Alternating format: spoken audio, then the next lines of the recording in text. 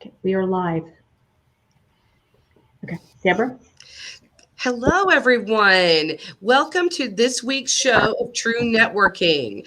I'd like to, did we want to try to invite everybody in to share first before we got going? Christina?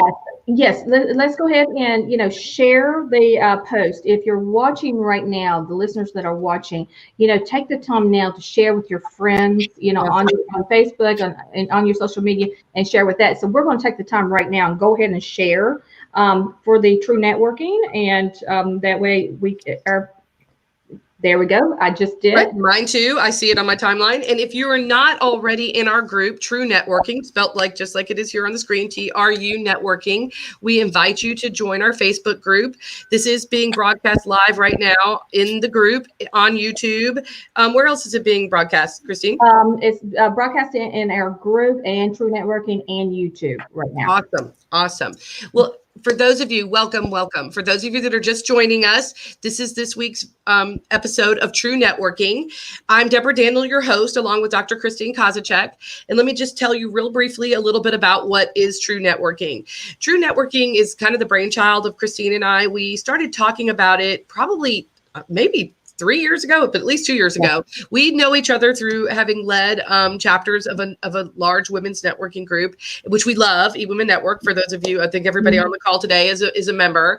But we also wanted to take networking beyond just the relationships. Let's turn, what can we do to help people move the needle, help go from those relationships to the transactions, go a little bit deeper beyond just the passing of the cards and everything. So we had been talking about doing this for a while, but she's in North Carolina, I'm in Atlanta, and but when COVID came, we're like, hey, let's go ahead and get this going. We could get going, online, and then as life allows us, we'll roll this out across the country. But right now it is a community. We're just building community. The group is growing by leaps and bounds. It's only been out there for about 5 weeks, and we've already gone over 200 members.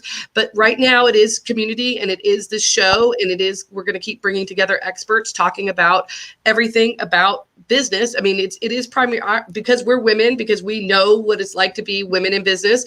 We tend to kind of hang a little bit more with our lady friends, but there are some awesome men out there that get that we're the decision makers in most transactions, so they need to be talking to us. So we will have some men on the show as well. But so that's kind of the vision of that's where we are right now. But we do envision that this will become a real membership organization down the way, where we will be doing a little bit more small group cohorts and some deep dives and more masterminding, and taking the relationships that we are all awesome at making and taking them to the next level. Do you want to add anything to that, Christine, before we introduce our guests? Yes. For the listeners that are listening now, if you have any questions for our experts, please put them into the comments, and we will answer them throughout the show. And right now I want to take the time to thank Susan Pierce. She says, hey, y'all. She must be is Susan from the South? Yes. Alabama. And she also says whoop 200 members. So, yes. So but thank you again, and any questions or comments, please put them in there. We will address those later through the show. Yeah. Awesome. So I'm going to actually give Susan and Brenda a chance to introduce themselves briefly. Because we are all about networking, so we want to give them like a chance to do your 1 minute, and we'd love to see an excellent example of that from you ladies. But also too, this format of the show is going to be, it's very unscripted. We have no idea where this is going to go. Today's topic is, because we have some awesome sales professionals, sales experts on the call, we're going to be talking sales, but who knows where it's really going to go. So jump in and have this little business view type conversation with us. But let's start. Susan, could you give us a quick little 1 minute of what it is that you do? Happy to. Thank you for having me. It's a ball to be here and just hang out. I kind of feel like I'm on The View, where everybody has like their cup of coffee, their opinions. Love it. So anyways, I'm from Unstoppable Women in Business, and I like to call myself a sales communication coach. And I'll put it this way. There's women who can sell anything to anyone at any time. They are just naturals at it. And then there's the other, kind of portion of the women entrepreneurs who really just dread having sales conversations. And I love these women because I think I can help them become really connected, authentic, have super profitable sales conversations. So that's kind of who I focus on. And I'm happy to be here today to talk. I love that. So we're going to come back to that because I've got some ideas, because I talk from the area of money, and I think a lot of it's related into why they have trouble with those sales conversations. Brenda, give us the 1 minute of what Brenda Aveyard is all about. Okay. I meet a lot of women who are in business. They're entrepreneurs or they own small businesses. A lot of my clients are startup businesses. You know, I have 2 right now that haven't had their first client yet. But it's women sometimes feel that they don't have enough month left over at the end of money, and they feel that they're not making the amount of money that they deserve to make. And it isn't that they can't do it, it's they don't really know how to do it. And that's why they work with people like Susan and I, because we help them understand that sales is not a scary thing. Sales is just being yourself and serving other people.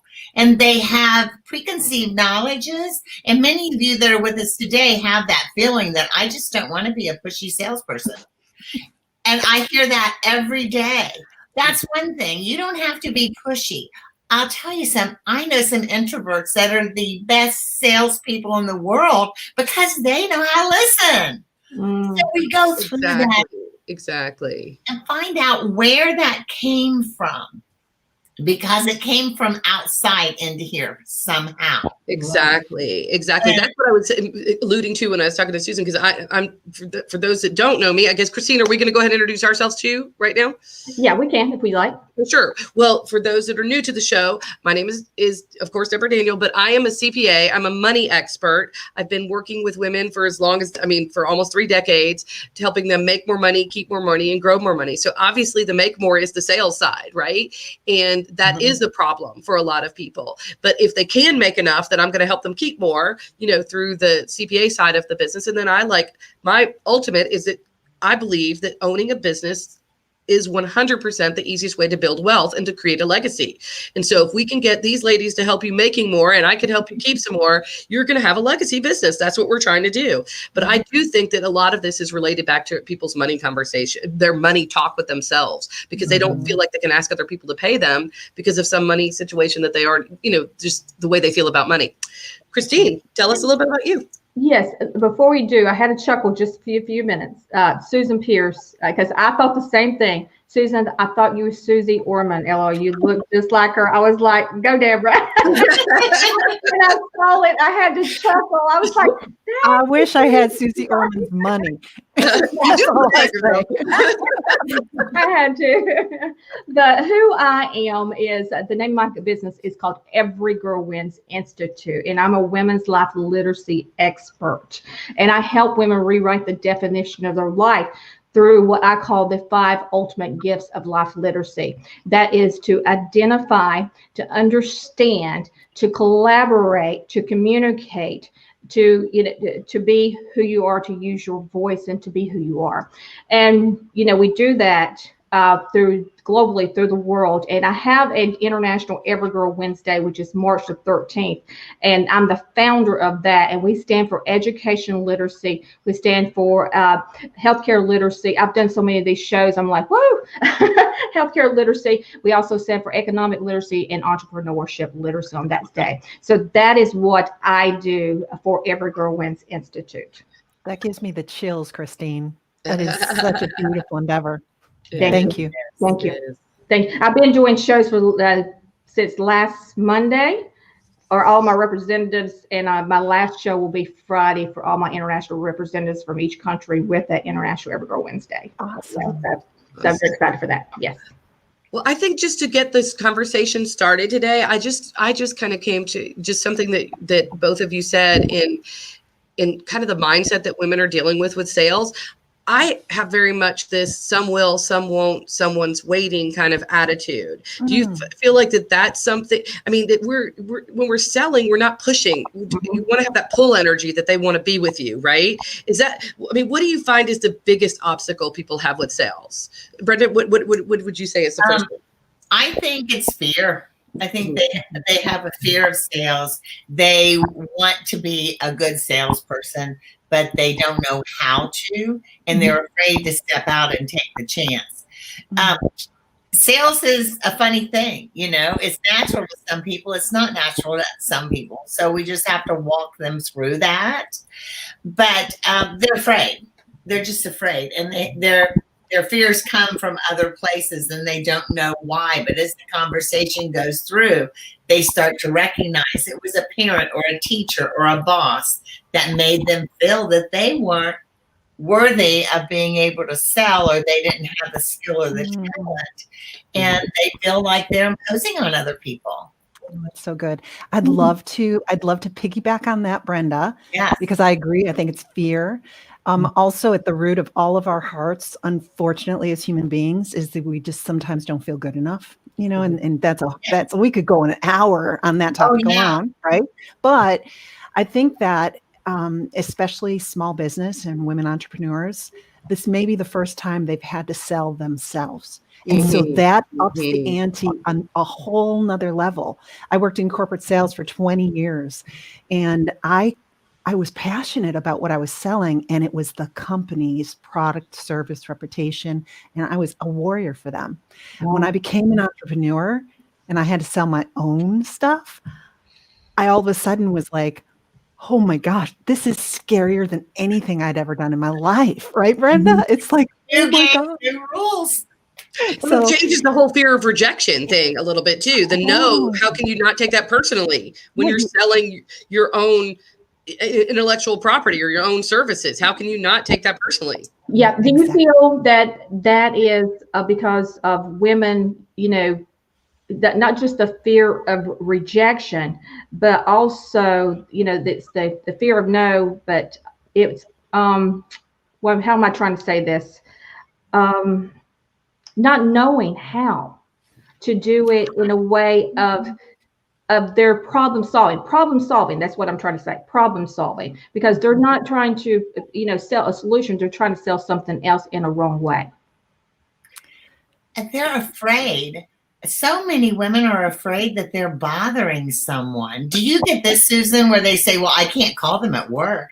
I am like, have you ever had a job where you're not allowed to get calls at work? You don't give anybody your work number. You just don't do it. It's not on anything because you're going to get in trouble for it. If they give you their telephone number, they're giving you permission to call them. Don't feel bad about it. I agree. And here's the thing too. We're going to talk a lot about mindset today, because I believe that in order to be successful as selling something, you have to have the skills and the processes, but you also have to have the mindset, that confidence in it. Yeah. So a lot of what we'll talk about is mindset, but here's the thing that I like to really help people visualize is, imagine you had like this, one of my favorite coaches called it shoe sale energy. Okay. So, when you're talking to your girlfriends and you're like, oh my gosh, I couldn't wait to share this with you. There are these awesome shoes at Nordstrom's. They're cheaper, like they're rock bottom price, right? You got to go and get this. If you miss out on this, you're crazy, right? So we can talk about things like with our girlfriends with that shoe sale energy, like, I've got this cool thing to introduce you to. And then when we get to selling our products and stuff, we're like, well, this is what I do. And I really think it could help you, right? We lose that energy. And so the question is, can you have that type of energy when you are offering the best gift in the world? Because I'm sure every single one of the people on here and who are listening are passionate about what they do, what they offer, and to be able to generate that energy, like this is the best thing and you can't miss out on it. And to Brenda's point, then they wouldn't be afraid to pick up the phone and call somebody. It's like, I got to let you know. I got to let you know what's going on. But it has to be authentic. You got to feel it deep in your gut, and then coming from there, it's an excitement as opposed to a dreading of doing. Yes. You believe in it. You've got to believe in what you're selling. Yes, exactly. You can't sell it. You can sell somebody else's something if you don't like it so well, because that's how you make your living. But to sell your own thing and not love it, it comes straight through. It comes right through. And people pick up on that. people in sales, it's not only women, men are this way too. But in the sales process, people are a little leery to ask deep enough questions to get to the pain that the person has experienced so that they can provide the solution. So they skim over the top, and when it gets time to close the sale, they don't know how to go back to that person and handle their objections because they didn't dig deep enough to find out what they really, really need. Because one thing in the objection world, I just love objections, but one thing in the objection world is that they will never argue with you about what they said, and they can't about what you said. But if you don't ask them enough questions to know what they're saying and what they're needing, then you can't handle the objection because you don't know what they need. I totally agree with that, Brenda. I think the problem is, people want to immediately start vomiting all the features and benefits of what they're doing, instead of what is the problem, one, that I solve, and do you even have that problem? They're skipping that step. Because if they don't and you can't solve it, news bulletin, Susan, I bet you agree with this. Don't try to convince them to work with you. It will be your worst nightmare. Oh my gosh, so good. And here's the way I remember it. As a matter of fact, I have a sticky note on my monitor for it. Convincing energy. I got to read this. Convincing energy creates resistance in equal magnitude. I love that. Oh, I love that. Man, I live by that because it's just like people can sniff it out if they feel like you are trying to convince them instead of just really just putting everything out. Now, it goes back to the shoe sale energy. I can be telling you something so excited about it, but if I believe it in my soul, I'm sharing something that I'm passionate about. I'm not trying to convince you. I'm just telling you, listen, this is so cool. You got to know about it. Right. But if you're pushing something you don't believe in, man, it's the death of the call. To me, I think it comes right back down to that push versus pull. Yeah. I one of the things that I do is I help clients buy financial products and things like that.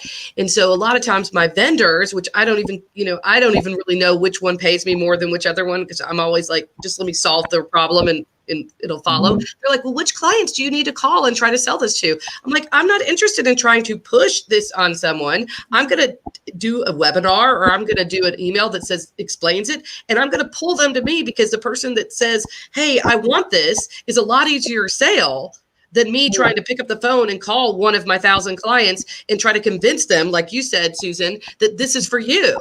Why not let them raise their hand and say, this is for me, right? That makes the sale so much easier. Yeah. Exactly. And can we just talk about relationship for a minute? Yes. Oh, yes. Because, oh man, I'm telling you, I'm on LinkedIn all the time. I use that as one of my primary connection networks. And nothing annoys me worse than getting a connection request and someone selling me within the connection request or as soon as I connect with them.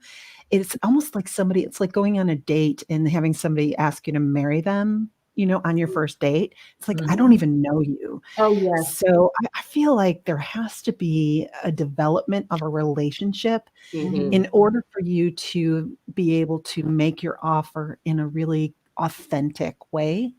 People need to know who you are.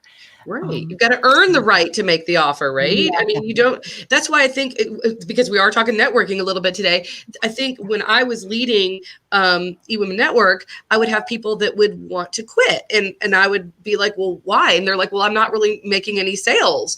And I'd look back and they hadn't even been to any of the events for like a year. I'm like, well, what do you think about the fact that you've just been in the group, but you've never shown up, you haven't done the time, you haven't built the relationships?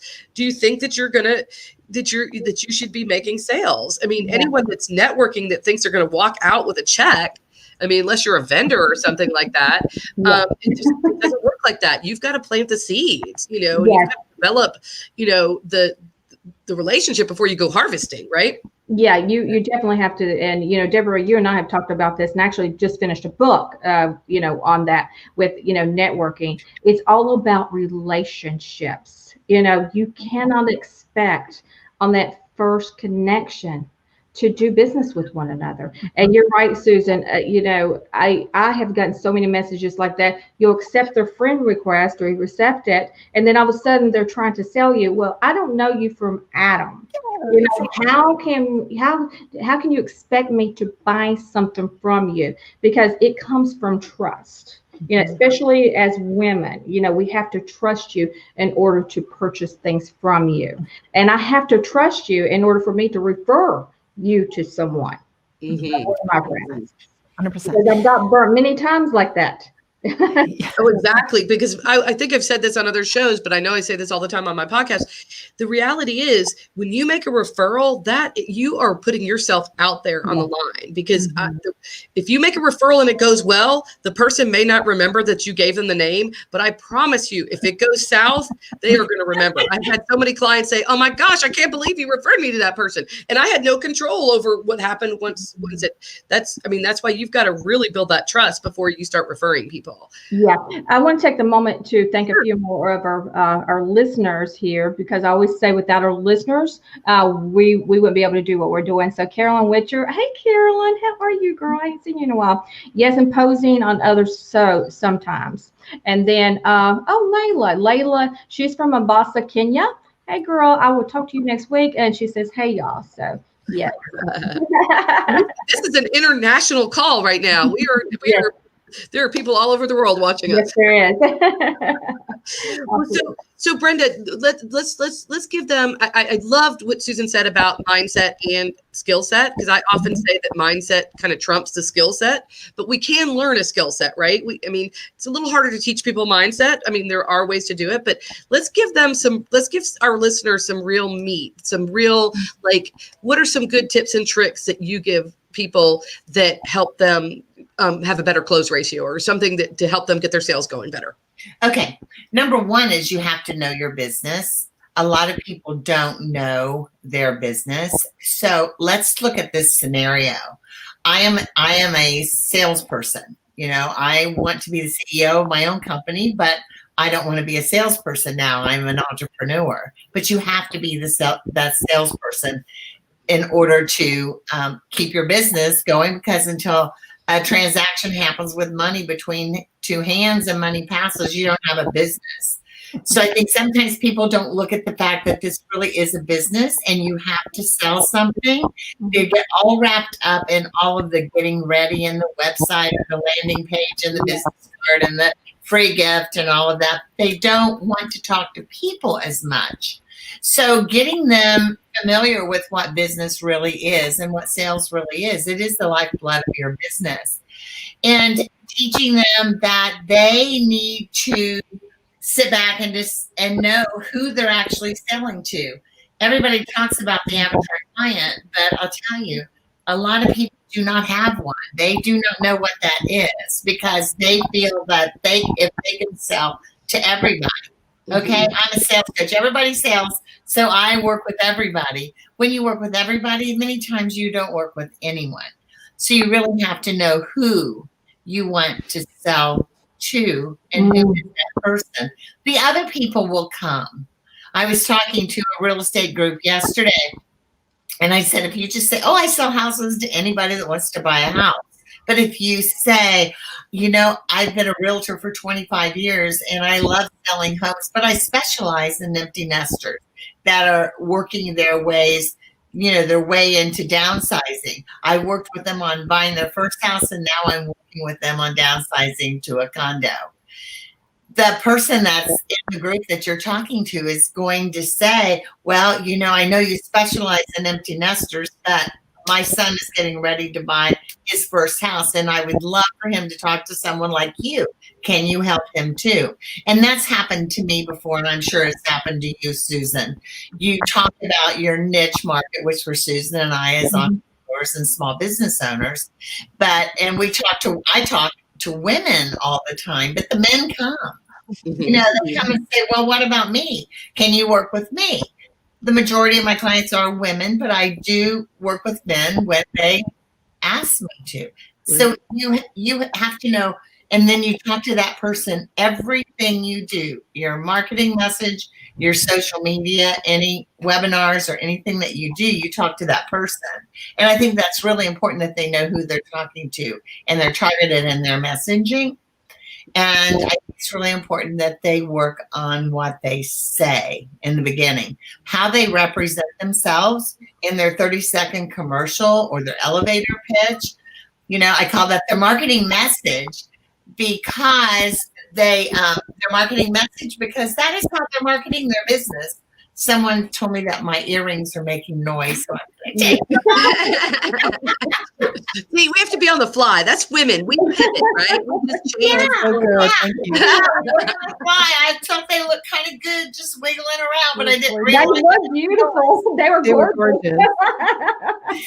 I think you bring up a really good point there. I actually did an interview recently with Kim Yancey on my podcast, and we called it "The Riches Are in the Niches." I think people are very afraid to niche themselves down, right? Because they feel like, well, if I just say I only work with women, what about the men? Or if I say I only work with women between 35 and 45, what about somebody that's 46? The thing is, it's not, I mean, you have to be specific enough so that when you say it, someone says, that sounds like me, but then they also could say, that sounds like me, but it could be her. But if you're not specific, I mean, people don't think of anything, right? I mean, the confused mind doesn't buy, right? I mean, so we've got to make them as laser, okay, that makes sense to me. I understand. Do you find that to be an issue with people you're working with on sales too, Susan? I mean, is that a problem?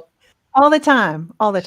Yeah, they're hitting a way too wide of a target, and it liquefies their value that they bring. So that you've got to be really, really laser focused. And like Brenda and yourself said, just hearing what you do and how you do it for someone, they won't limit themselves. I might not be that person, but that is exactly what I need. And so they'll relate to that also.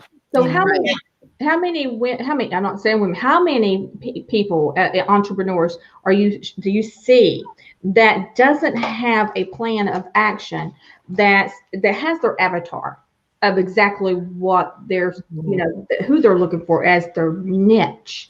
Good question. Because a lot of people say, I tell people, well, who's your ideal client? Don't say everyone, because everyone's not your client. Do you see that? And how many percentage wise do you see? I see about 50-50. I don't know about Brenda. I think people, probably a little more in our area, a little more people that do not know exactly what they are doing, who they are serving. So a lot of them don't. They just want to sell to everybody because they don't want to limit their possibilities and what they do as they tie themselves. Yeah. Well, I think it comes down to just the whole business thing. People are not prepared enough with the skills, right? Sales, of course. I mean, I think sales is the number one skill you must have as a business owner, because the reality is, I say it, we're the hunter gatherers, right? I mean, when you have a job, somebody's handing you the work to do, handing you the work to do, right? You're not the hunter gatherer. But if you're an entrepreneur, you are the hunter. You must go eat what you kill, right? I mean, you have to go get you're the one chasing the woolly mammoth, right? It's not just the sales skills, it's all the skills. Just because you were a rock star in working for someone else, there's so much more to it that people want to gloss over.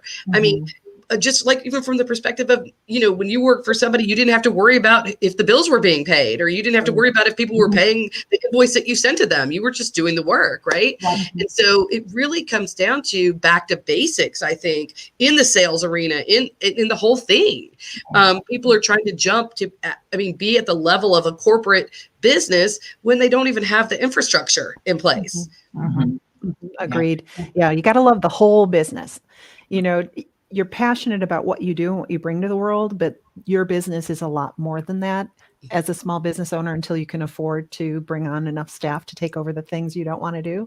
So you got to love it all in order to be successful. And I agree, if you aren't out there having really good quality conversations, then you're not going to have the revenue to keep going. I mean, it's sad to say, but over the first 5 years, there's a 50% failure rate for small businesses. It's because they're not generating enough cash. And so it goes back to, you may not enjoy it as your primary activity, but it's something you got to get really good at and comfortable with and confident with, because your future of your business depends on it. Yes, it does. Yeah.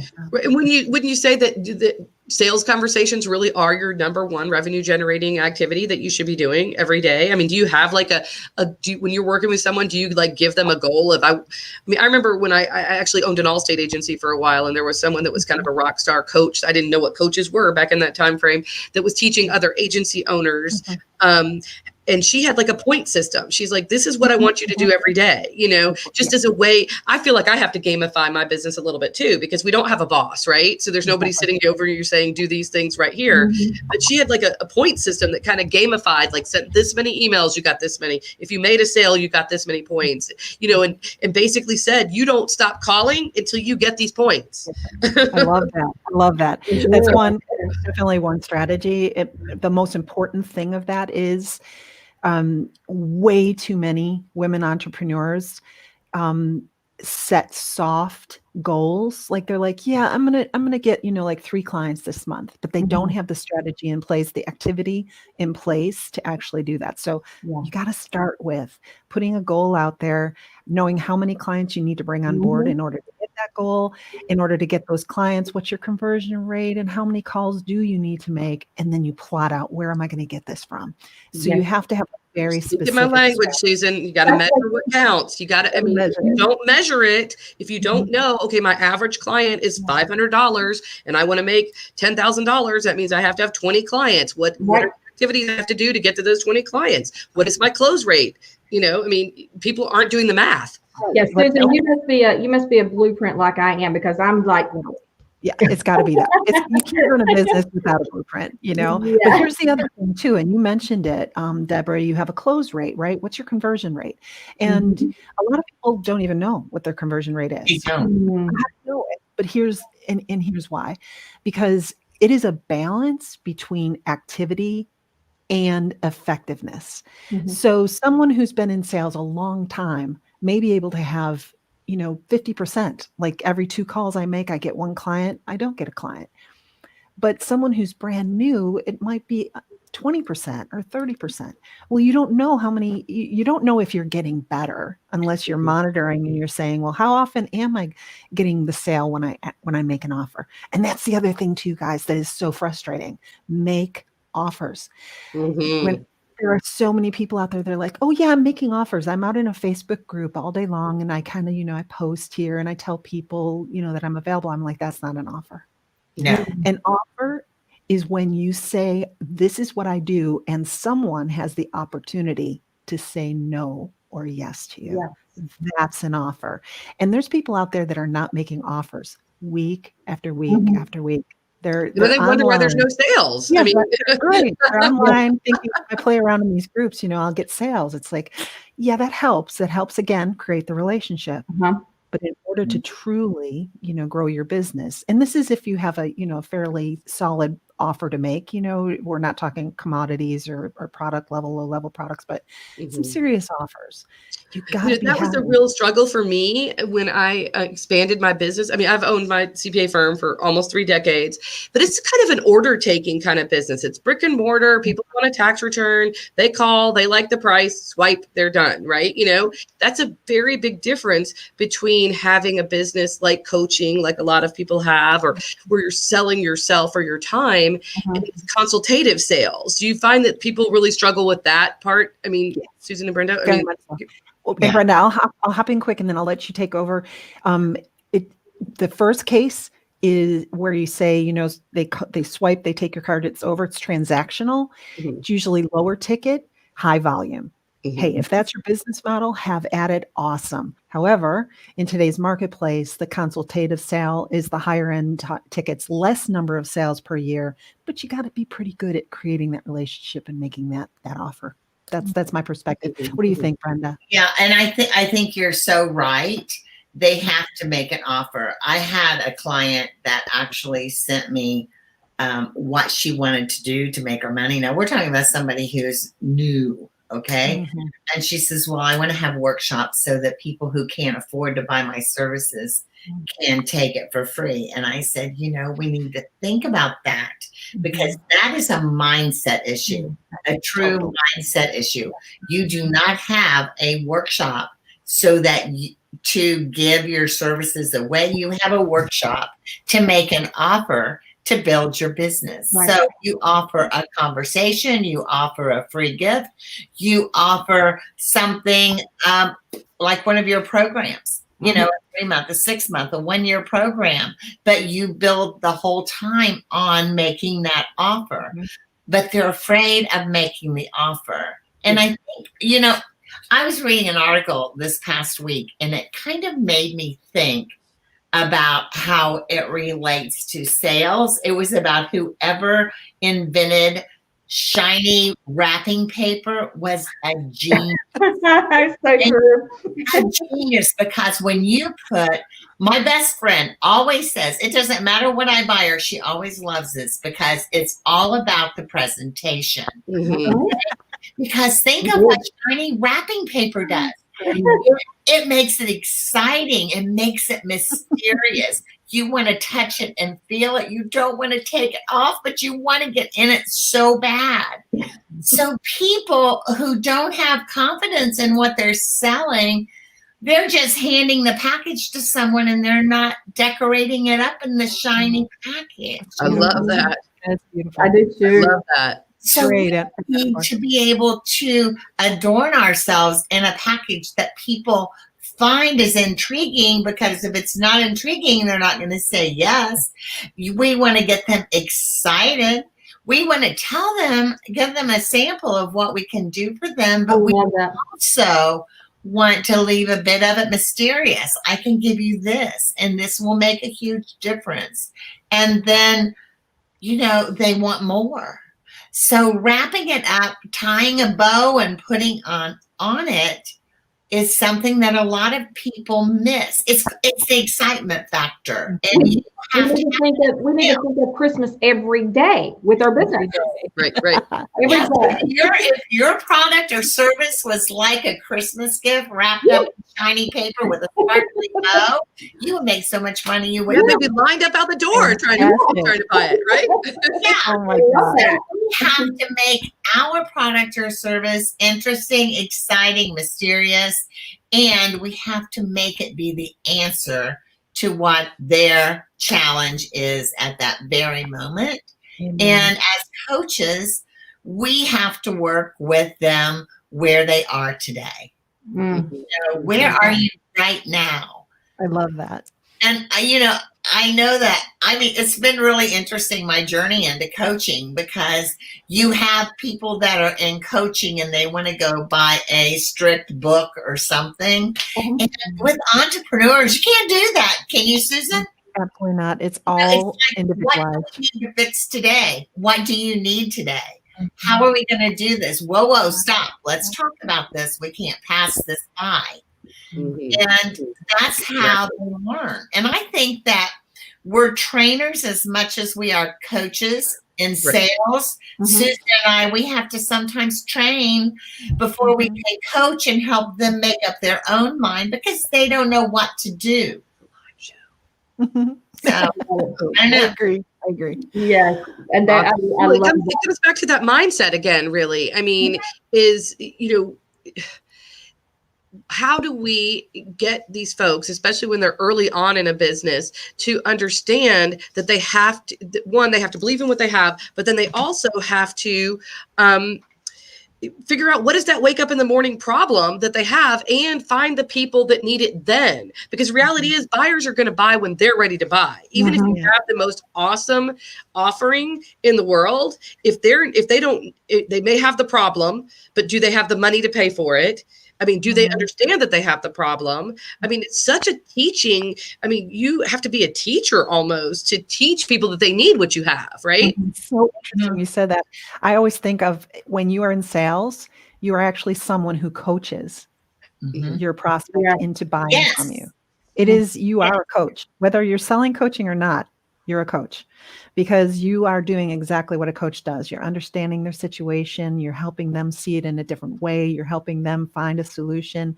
It's really nothing more than that. So that's why it's so funny when I hear coaches say, I don't like to sell. It's like, well, wait a second. Selling is coaching and you're a coach. And so where's the disconnect here?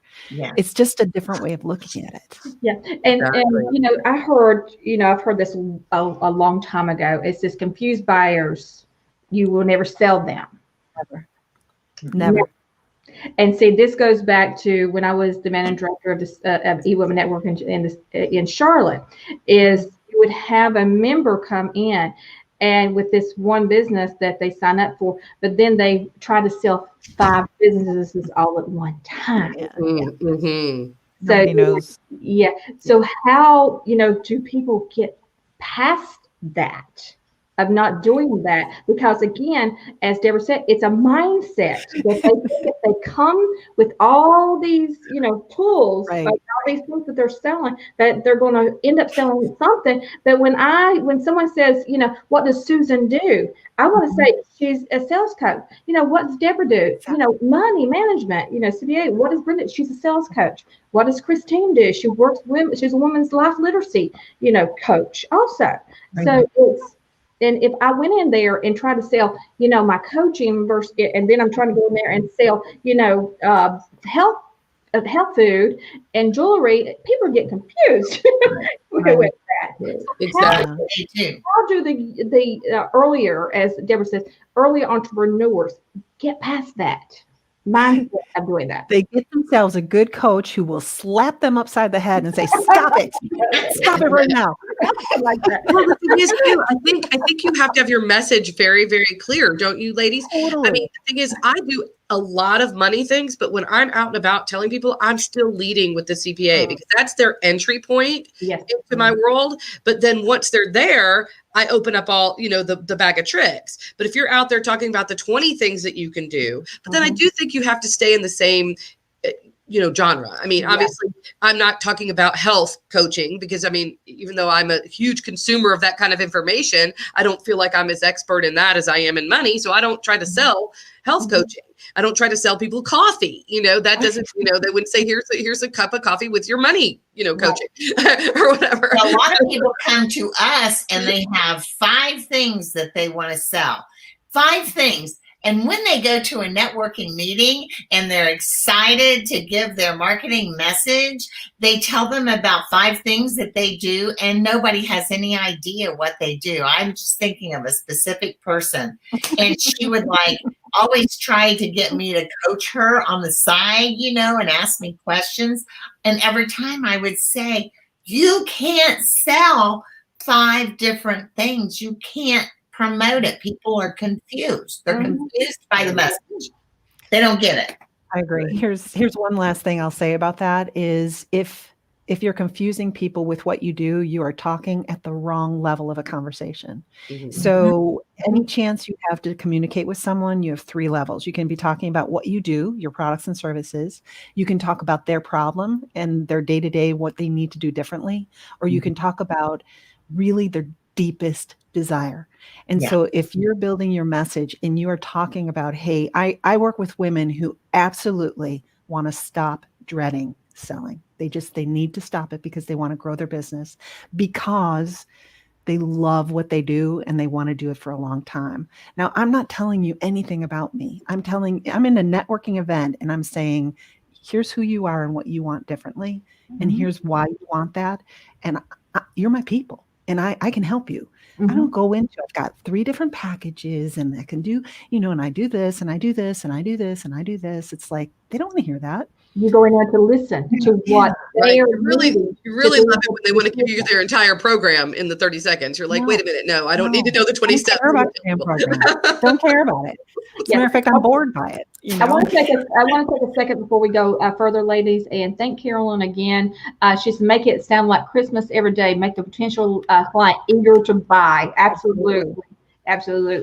That's exactly it. Yes. So that I love the Christmas analogy. I loved it. I never thought about that. So I learned something new on the show, Brenda. Wrapped in shiny paper. Yeah, sparkly bows. Exactly. I love that. Are we done, or do we have another 15 So minutes? we have about another 15 minutes. Right. Can I go back to something Deborah said? Sure. Absolutely. Deborah, you mentioned that people are going to buy when they're ready and when they want to buy.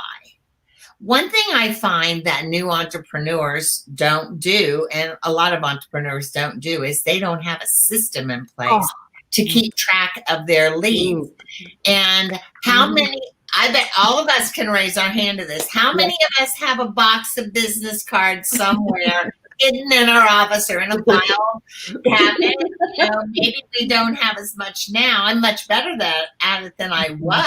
Yes. But you have to have a customer relationship management system that you can work with. You have to. And I don't care. It doesn't have to be expensive.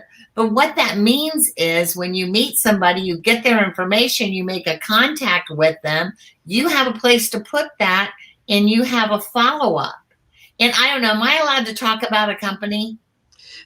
Sure. I mean, we want to offer tools. If you've got something that's working, we have no product, we're not getting paid to promote any product here, but there's a couple different ones, but I'm just going to mention one that I use right now. I'm getting ready to transition into a more sophisticated one, but it's called LACRM. Have you seen LACRM, Susan? Oh, yeah. It's simple. It's easy. I've never seen it. LACRM. Less annoying. Sure. I've heard of that one. Yes. Okay. CRM. And it's really simple. You don't have to be a techie to set it up and use it. I did it myself. If you can find any way to put your people's information that you have already into a spreadsheet, you can just dump it in, export it into this. But it's like, I think it's $11 a month. It used to be 10. It's either $11 or $12 a month. And this is what it does. You call the person, you put their information in, and then it gives you an email every day telling you who you're supposed to call back. Maybe you put it to a 3-month callback because they say they're not interested now. But what happens is our minds will not keep track of all of that. And especially this year when everybody's minds are so cluttered with the change in the way we're living that you can't remember that I was going to call Susie back in a couple of months. Or Susie said, call me in March because I would like to do this when I get my income tax check. And you can't remember Susie in September. You think, oh, I didn't call Susie back in March. Does she remember who I am? And they get stacked up on your desk and people that you don't call. So it's a reminder. It keeps you straight. It does a bunch of other stuff. But I take this little tool for $10 a month, okay? And I take this little tool and I put different groups in it. I keep all my notes from all of my networking, all of my coaching notes. Everything goes in this CRM. It's just in a different bucket because I can keep all the information. They'll give you a month free, right, Susan? Yeah. Brenda, I think you made a very valid point there too. You said the F word, follow up. Yeah. That seems to be really a problem for people. I mean, pre-COVID, they were saying it took 6 to 8 touches to make a sale. No, not calls, maybe with an email, whatever, 6. They're saying now that that's expanded to maybe 10 to 12. And so the thing is, most people, at least I found this to be the case, even when I was leading eWomen Network. I mean, most people were not even following up more than once, right? So it's kind of like just a numbers game. If you just hang in there long enough, you're going to make some sales. If you're the one that actually keeps following up. And if you think you're not, I'll give you a little test you can do. It's okay. You've heard of bless and release. You're going to bless them and release them. And when I was doing sales training for a nursing college, I did this with their admissions people, and they were shocked. But they would, I said, okay, so you've been calling them for 6-9 months.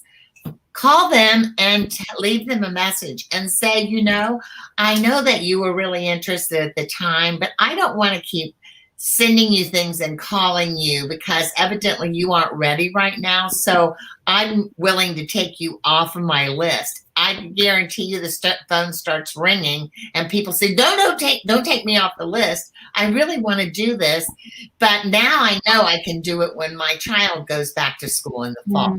So you restart the conversation. It's okay to bless and release because they usually don't want to be released. You're such a lovely way of putting that. I call it a Dear John email. Brenda, another thing, Brenda, Susan, another thing, when you're talking about, the follow-up and the CRM is what I do is when I'm talking to someone, I get to know, who you are, who your family is, who your husband is, and leave those little notes, that way when you're following up and it says, how did your daughter Julie do in the ballet, or something like that. So just that relationship, that personal touch through that sales and putting those little notes in there is great. Yeah, and when you call them back, you need to go back to that. How's your mom doing? I know that she was just going into a facility for extra care. Yeah. When I talked to you 6 months ago, how's she doing? Mm-hmm. And how did you remember that? I said, I don't know. I think I do often because of that. Yeah. And maybe I do.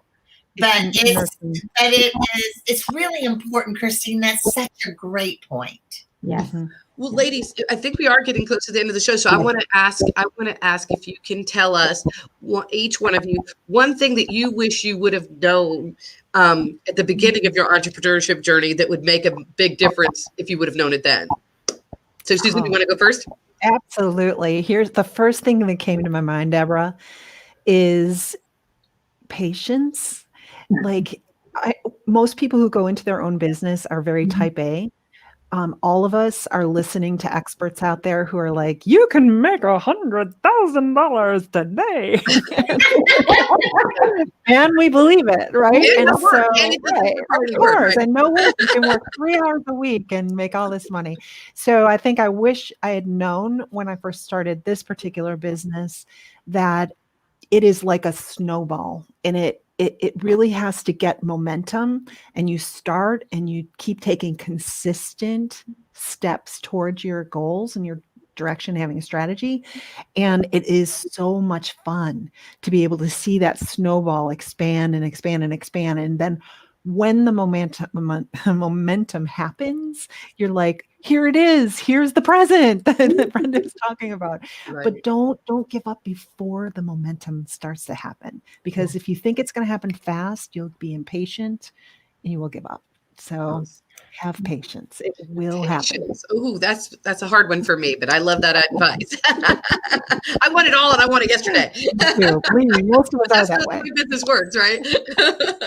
Brenda, what would you say? I think the one thing I would say is that I wish I knew what I know now about the role of computers and social media in business.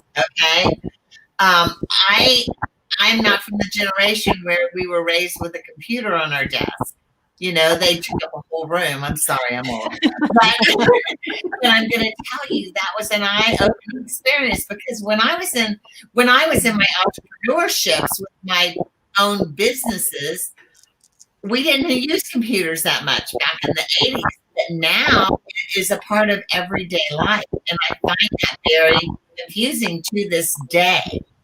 But one thing I'm happy that I did learn was I hired a person to do my social media before I could really afford to have her, because we have to learn as entrepreneurs that we can't do everything. And sometimes even before you can afford it, you need to do it.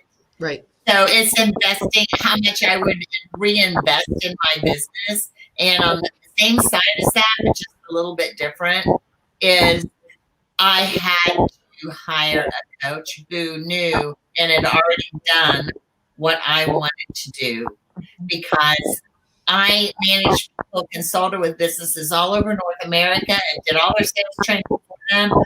But it's different when you're doing it for someone else, like Susan started the call out with. I wish I would have known a year earlier that I needed to hire a coach, and I did, and it made a whole difference in my business. I would not be in business today. Well, hired a sales coach. Well, ladies, we're getting ready to close, but before we close, we want to ask you one thing. Do you have a free offer, Susan, for our audience today? I do. So when it comes to sales conversations, I love to share my free masterclass. It's called Getting to Yes Faster, and you can get it at www.gettingtoyesfaster.com. It helps you understand that there's actually 3 questions that your buyer needs to have answered in their mind before they can say yes to you. And so it goes very clearly through what those 3 questions are, how to do it, and how to really use this for your next sales conversation. Love it. And wow, Brenda, that sounds valuable. What about you, Brenda? Well, I tell you, I would love to have a conversation with you. So if I will put a link into the chat with how you can schedule a time to talk with me, or you can go to my website, which is Brenda, Brenda, Aveyard, Aveyard, like Avenue Yard.com. And you can click on the link to schedule a call with me. I'd love to talk to you about your number 1 business challenge, because just having a one-on-one conversation, I promise I can help you with something right then and there. wow, love it. So we're getting ready to close, but I want to thank one of the Facebook that's in our Facebook, because when it pops up here for this platform, it doesn't show who it is if you're leaving comments in the group itself. It's Renata Mazul. She said, "This is gold." That's what she says. Thank you, Renata. Thank you. Yeah. She said, "This is gold." But we will be having another episode in a couple of weeks, in 2 weeks. 2 weeks right before Christmas, and then Christine is shutting it down until like the week after January for a while. She's going to regroup. But please go to our Facebook group and like it at Tru Networking. Again, that is Tru Networking. We have our Facebook group. We also have our Instagram and also our YouTube channel. So please go and subscribe to there. Any last comments, Deborah, before we go? No, I think this was awesome. I think we really got some good nuggets out of this, because it comes right down to it. We can network till we're blue in the face, but if we're not going to the next step and making sales doing sales activities, I mean, what is really the point? I mean, we make some great girlfriends and some great guys out there maybe, but we really have to go to that next step. And I really appreciate Susan and Brenda taking time today to share with our listeners some of their wisdom in the area of sales. Yeah, loved it. And thank you again, Susan and Brenda, for this valuable information. And if you will, after the show, go to the Facebook group, into the video, and put your website link in there for our listeners to be able to go and contact you, because this is what it's all about, is networking, relationship building, and just helping each other climb that ladder and lifting each other as we climb. Again, thank you, ladies, and we will see you in a couple of weeks. Thanks, Thank you. ladies. Bye. Bye, everybody.